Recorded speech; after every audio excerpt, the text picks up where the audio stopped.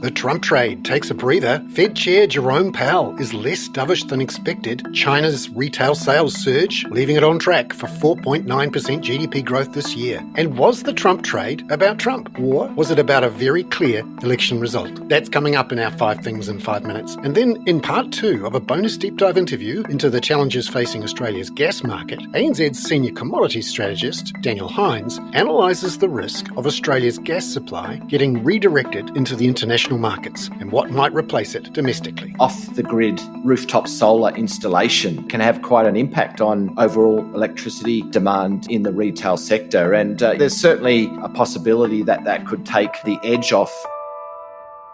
But first, in 5 and 5 with ANZ, the Trump trade rally took a breather on Friday night, partly as expectations of another Fed rate cut next month were buffeted by a less dovish than expected speech by Fed Chair Jerome Powell. Here's ANZ economist Bansi Madhavani speaking from London over the weekend. What Chair Powell essentially is indicating is that policymakers will adopt a careful pace of easing going forward. There's no urgency for them to cut rates rapidly. These comments are consistent with our view that the Fed will adopt a gradualist easing stance in 2025. Growth in the economy is holding up strong, and the economic impact of the incoming government in terms of growth outlook, in terms of inflation outlook, both remains uncertain. In such a backdrop, the Fed will want to ease at a slower pace. The markets perceived Chair Powell's comments as somewhat less dovish. The outlook for December rate cuts remains split, with around 50 to 60% odds of a 25 basis point cut priced in for December. US stocks closed down 1 to 2% on Friday. US Treasury yields rose a basis point or two, and the US dollar index was solid at 106.6. The Aussie dollar starts this week at 64.61 US cents, and the Kiwi begins at 58.62 US cents. Number 2. It's a light week for fresh economic data globally this week, but Bansi says initial US jobless claims for November will be in the spotlight on Thursday night, ahead of non-farm payrolls on December 6 and the Fed's next decision on December 19. The weekly jobless claims data will be in focus as markets will be looking at this data to ascertain what the non-farm payroll report could look like.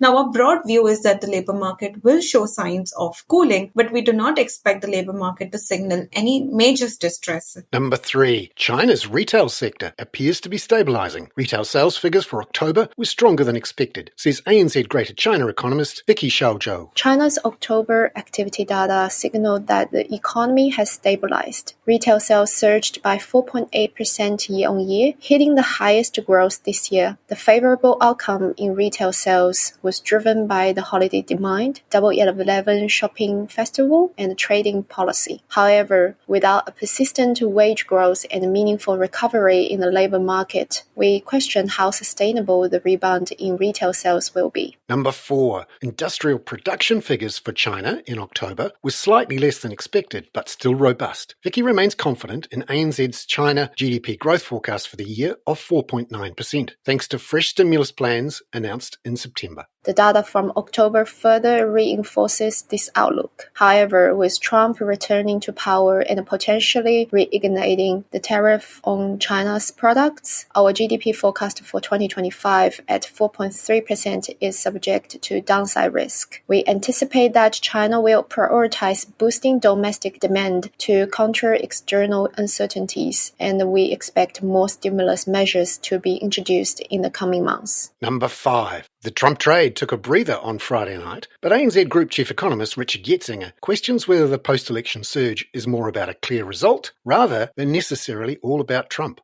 I doubt that the market response would have been dramatically different if we'd had a similar clean sweep from the Democrats. And that may sound a bit odd, but let's remember there were really 3 groups of outcomes to this US election. One was a Democratic victory of some sort. The second one is a Republican victory of some sort. And the third one is, heck, we don't really know. And it takes weeks or months to work out who the winner is, and it gets contested and potentially becomes even somewhat destabilizing. The fact you've had the antithesis of the disputed election, you've had a very clear result for the Republicans in this case, but it could have been for the Democrats. I think markets would have, in either situation, said what we were pricing before was probably not quite right. So we need to be careful, I think, about laying all this at Trump's feet and think about it as a successful election market response.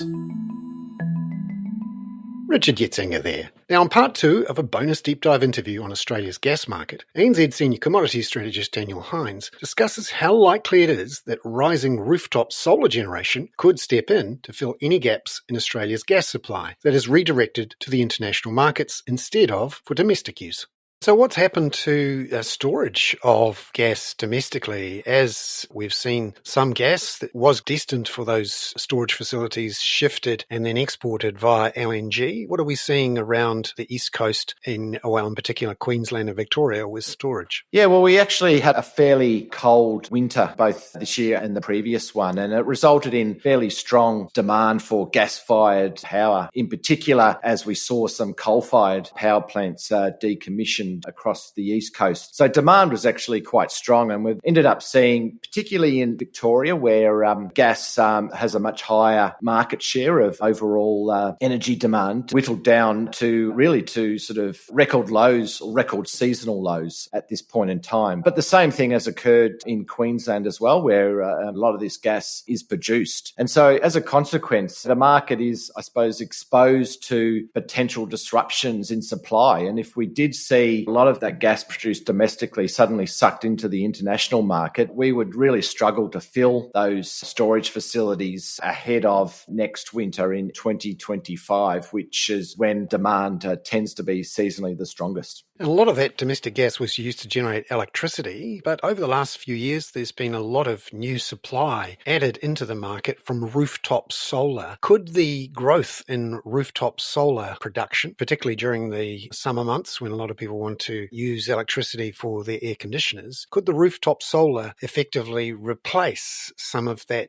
missing gas, if you like, in the electricity markets? Yeah, no, I think there is a real chance that we did see a fairly hot summer. Clearly, the performance of the rooftop solar industry would be quite strong. And this obviously is part of the energy transition that we are seeing across not just Australia, but globally. But we have sort of led the way in terms of off-the-grid rooftop solar installation. And it can have quite an impact on overall electricity demand in the retail sector. And there's certainly a possibility that could take the edge off, I suppose, any shortages that we could potentially see from gas-fired power. But we'd have to see a very strong, quite exceptionally strong sort of level of output from that sector to really diminish the potential shortages that we could see from gas-fired power. The increase in wholesale electricity prices over the last couple of years has been a factor in the overall CPI inflation outlook, so much so that the government, both at the federal and state levels, have introduced subsidies and rebates to take the edge off the effects on the cost of living. What's the outlook then for the next couple of years for the gas costs in those electricity prices domestically? Yeah, I mean, I think with inventories low and those risks to supply really continuing to increase, it's pretty easy to assume that we're going to see some volatile activity in the market. And so there's a real chance that we continue to see price spikes at peak periods of demand. Now, whether they're sustained and have a real impact on customers' retail electricity bills, I will have to obviously wait and see. But I suspect it's still going to cause some issues for the foreseeable future, and something which I think the market will have to get used to, because we are seeing more extreme weather events occur, and as a consequence, real surges in demand, which the sector struggles, or the electricity sector really struggles to cope with. Daniel Hines there.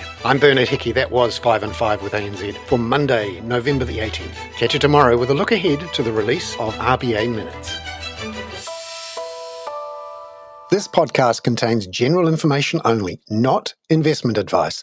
You should obtain advice for your personal circumstances before making any investment decisions. Please view the podcast disclaimer available via your media player or email.